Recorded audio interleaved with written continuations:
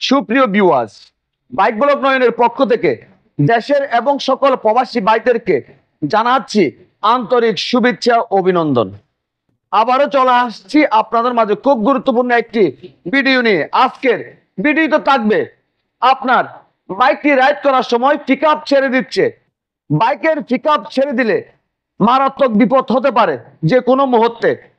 সেজন্য আপনার কোন কাজটি করতে হবে, তো চলুন দেখে আসি আজকের ভিডিও। আপনার বাইকটি রাইড করার সময় বারবার পিকআপ ছেড়ে দিচ্ছে, ধাক্কা মারতেছে, সেক্ষেত্রে আপনি কি করবেন?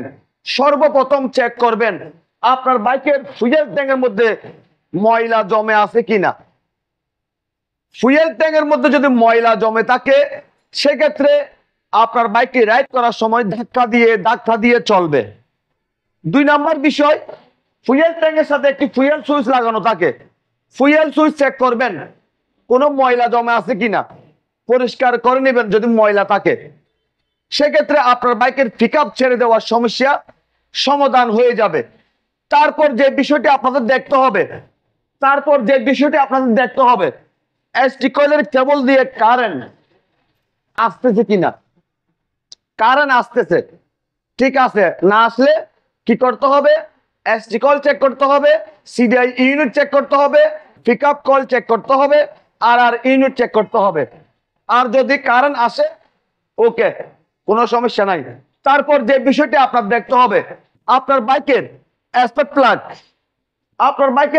প্লাগ শর্ট হয়ে গেছে কিনা, আপনার বাইকের স্পার্ক প্লাগ দুর্বল কিনা, আপনার বাইকের স্পার্ক প্লাগের গ্যাপ ঠিক আছে কিনা।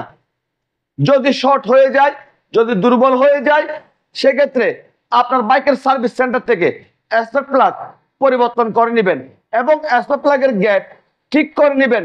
স্পার্ক প্লাগের গ্যাপ থাকবে 0.7 থেকে 0.8 mm এর ভিতর।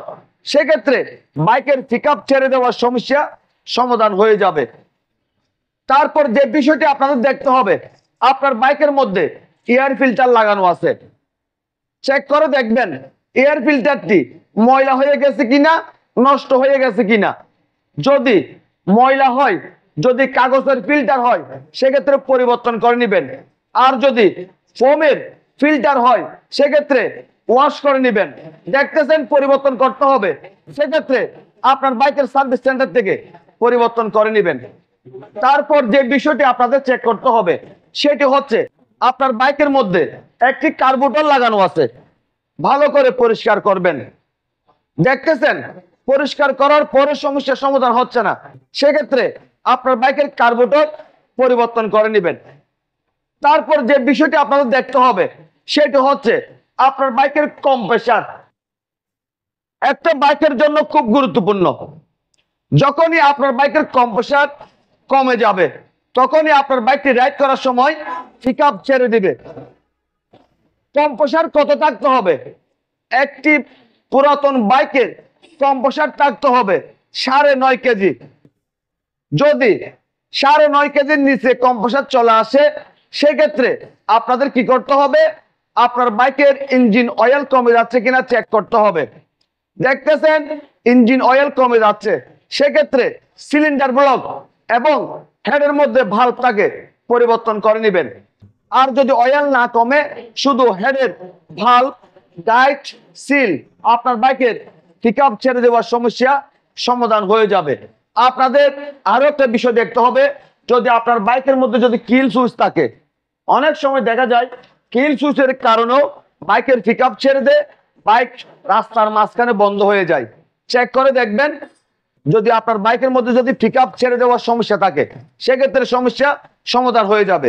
আজকের ভিডিওতে আমি আপনাদের সাথে শেয়ার করছি, যদি আপনার বাইকের পিকআপ ছেড়ে দেয়, এই বিষয়গুলি ফলো করবেন, আপনার বাইকের পিকআপ ছেড়ে দেওয়ার সমস্যা সমাধান হয়ে যাবে। আপনাদের যদি আমার আজকের ভিডিও যদি ভালো লেগে থাকে, লাইক করবেন, কমেন্ট করবেন এবং বেশি বেশি করে শেয়ার করে দিবেন।